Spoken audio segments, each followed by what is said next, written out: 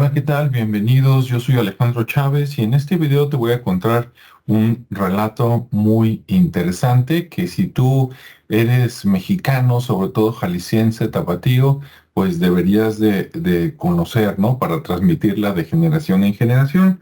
Y si tú vives fuera de México y nada que ver, pues también va a ser interesante porque de seguro vas a decir, ah, acá también tenemos una leyenda o un relato parecido.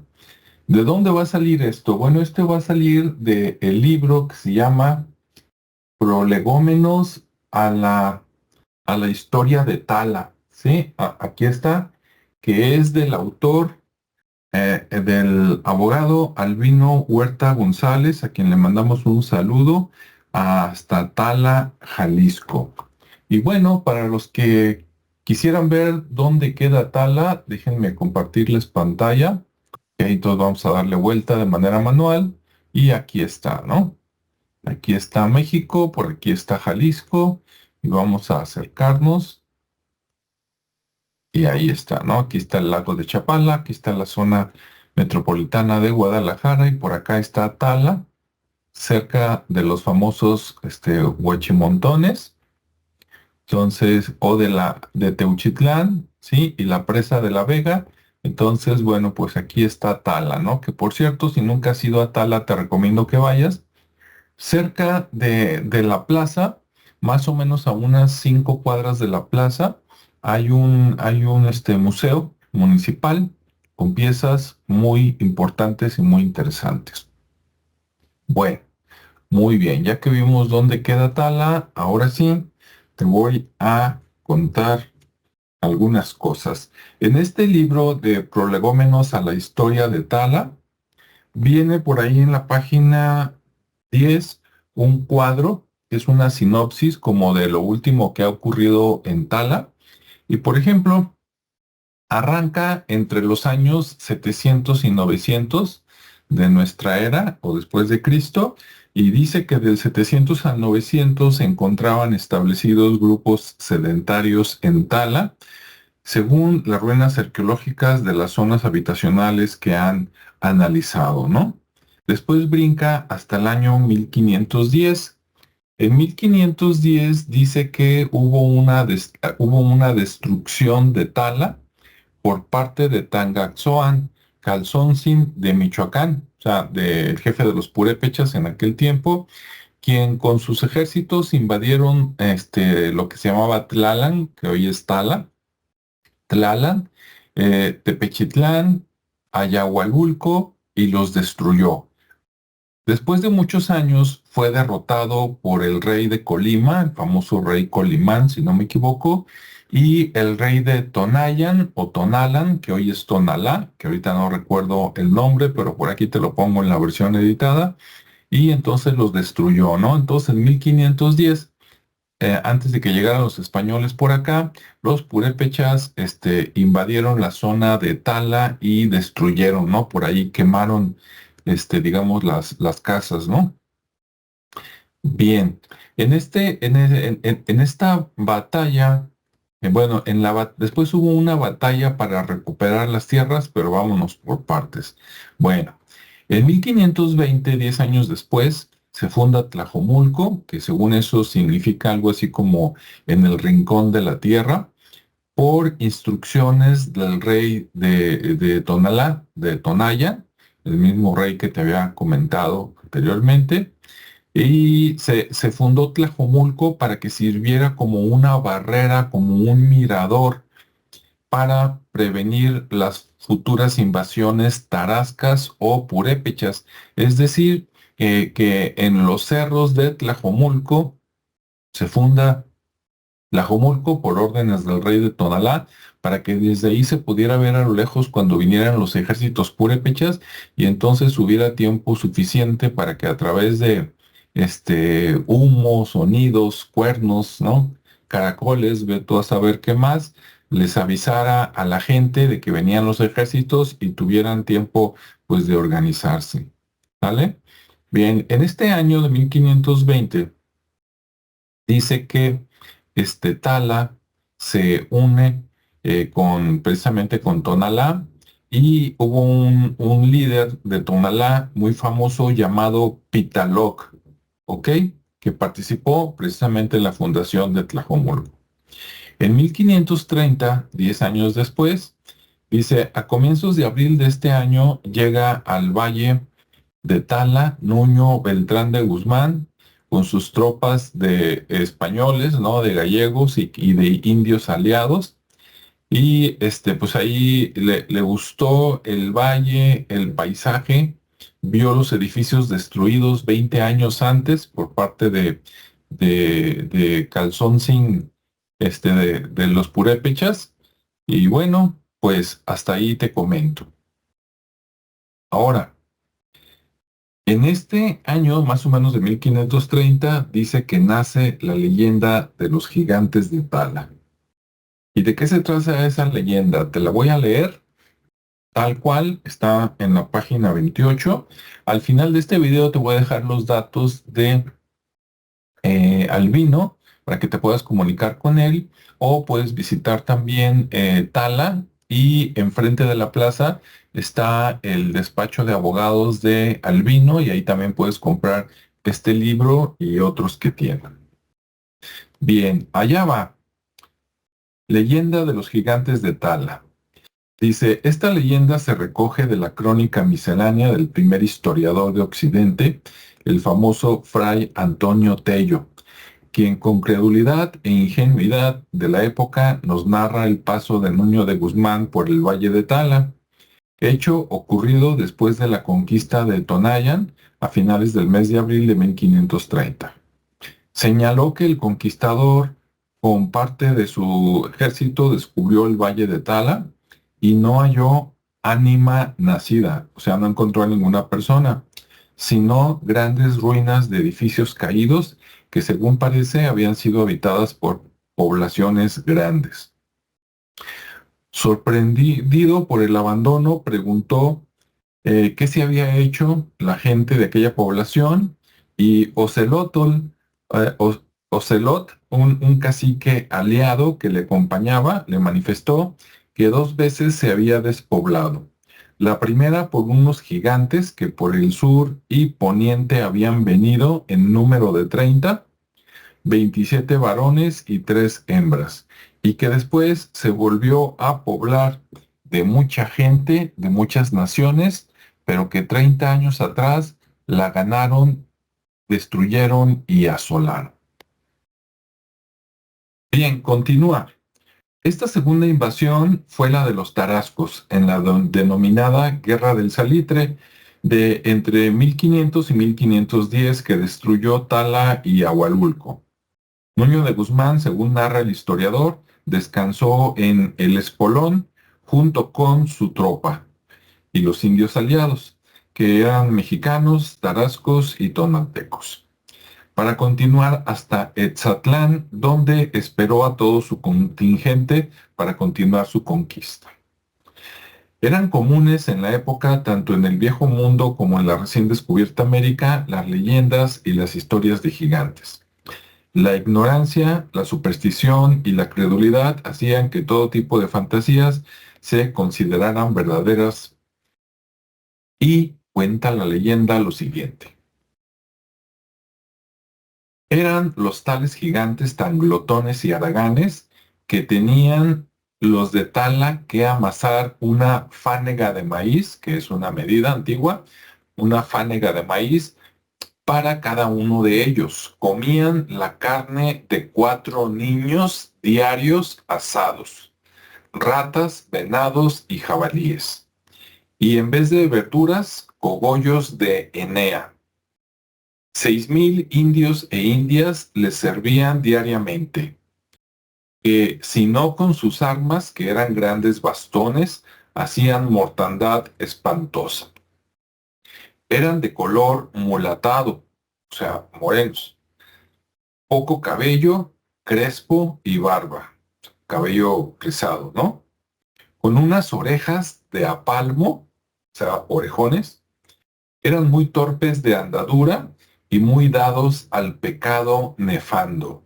Eso del pecado nefando es si no me equivoco, el sexo. Por aquí les pongo el comentario.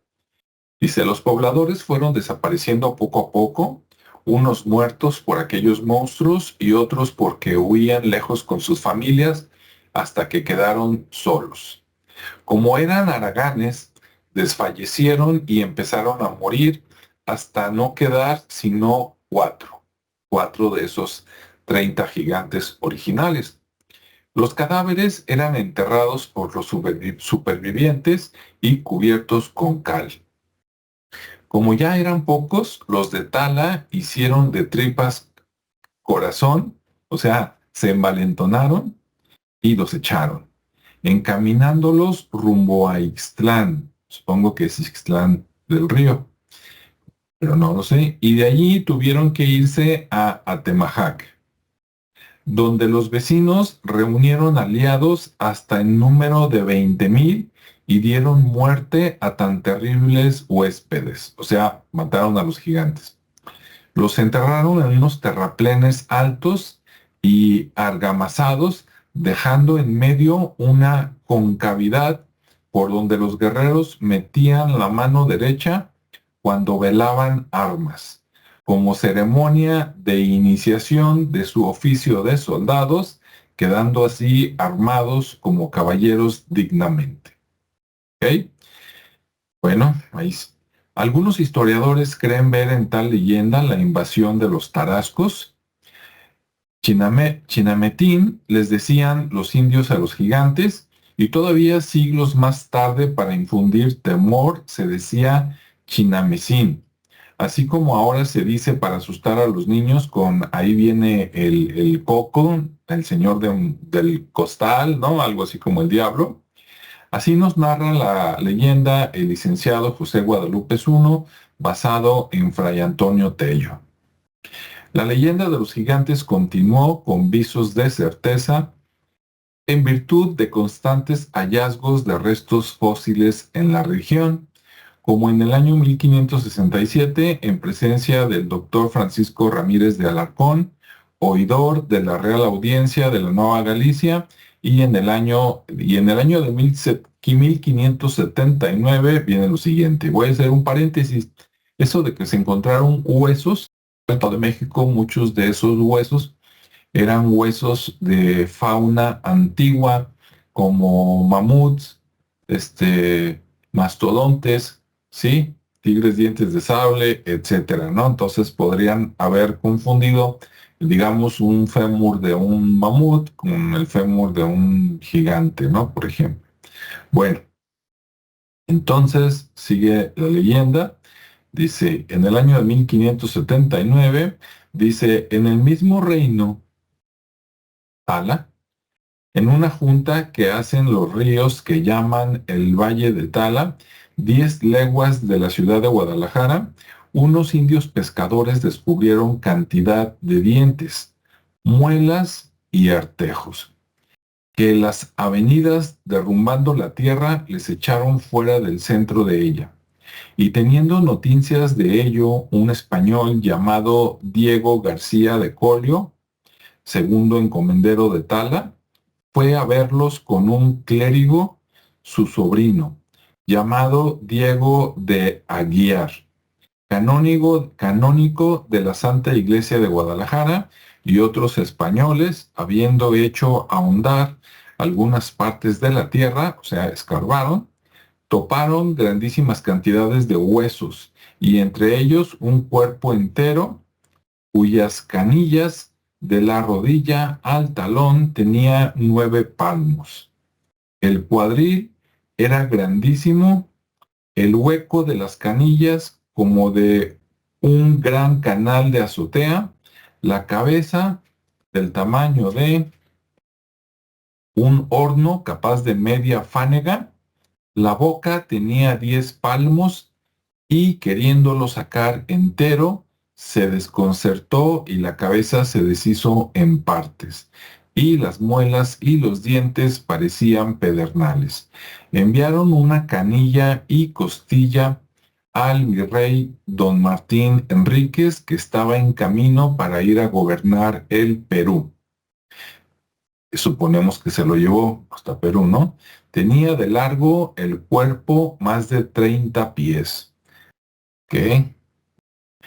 Así describió este hallazgo Fray Antonio Tello en su Cronicón y posteriormente así lo refiere en 1610. En las ciénegas que llamaban de Marcos García fueron hallados huesos de grandísima corpulencia. La región del Valle de Tala y Ameca ha sido pródiga en descubrimientos de fósiles.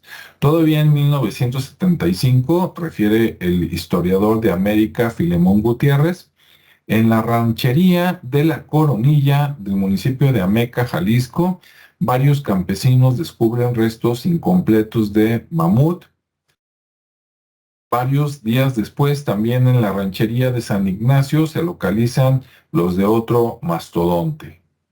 Científicos de la talla del presbítero Severo Díaz en su Geografía General y Física del Estado de Jalisco y don Leopoldo Gálvez han señalado: parece que estos terrenos fueron un mar profundo que los accidentes geológicos levantaron y siguieron formándose de aluvión.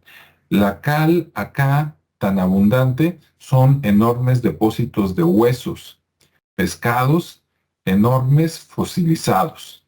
Los huesos se hallan a 2 y 8 metros de profundidad.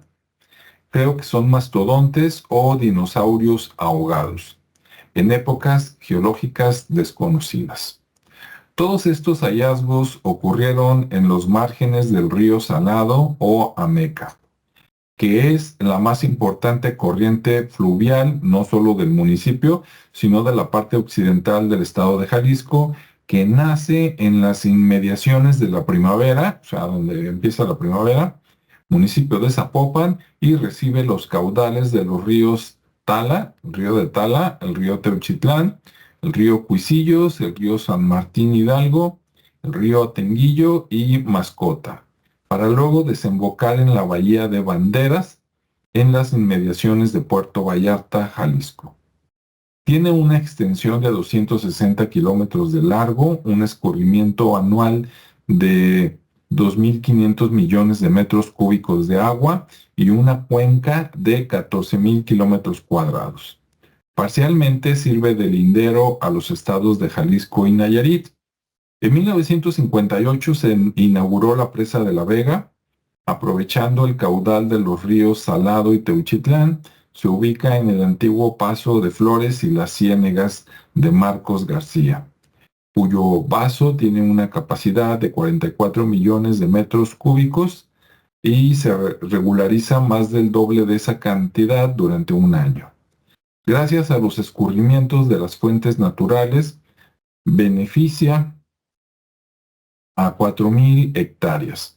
Tuvo un costo de 6.790.000 pesos en el sexenio del presidente Adolfo Ruiz Cortines. Bien, dice: la leyenda de los gigantes que destruyeron por primera vez Tala continuó a través de los siglos y por ello se le cita históricamente como Tala, tierra de gigantes. Bueno, pues esto es lo que viene en este libro. Ahora mis comentarios. Como menciona Albino, en muchos lugares del mundo se habla de gigantes, ¿sí? Y aunque en algunos lugares se han encontrado vestigios de personas que a lo mejor medían 2 metros, 2 metros y medio, y que por eso, ¿por qué no pensar que hubo humanidades incluso con estatura más alta? También es cierto que en muchos lugares se han encontrado pues, huesos, ya sea o de dinosaurios de hace millones de años o de mamíferos de hace 10.000, 20.000, 50.000 años, como los mamuts, que han confundido, ¿verdad?, con huesos de gigantes.